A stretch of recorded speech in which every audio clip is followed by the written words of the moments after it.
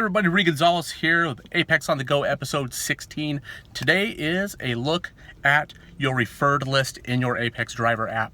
What's the referred list? There's three sections on there. One is for drivers, referred riders is the next one, and then the vendors is the third one. So the first one, referred drivers, that one's really important to you because that's how you're going to earn money through our driver referral program. So it's good to pay attention to that.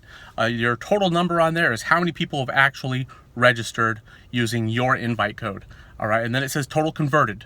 Total converted means that they've been activated, and I think they subscribed at least once, even if they previously unsubscribed.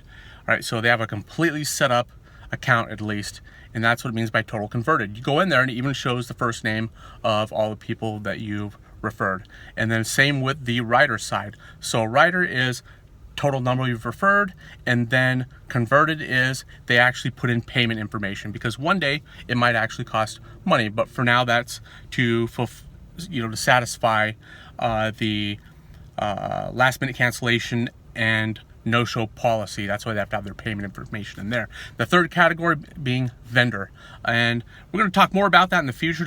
It really has to do with delivery, and for now that's for delivery. At the moment only available in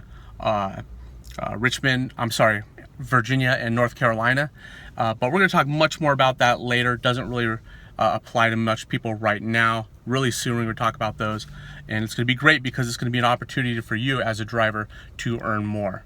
And that is it, the referred list tab in your app. And that's it. Talk to you real soon for episode number 17. Take care.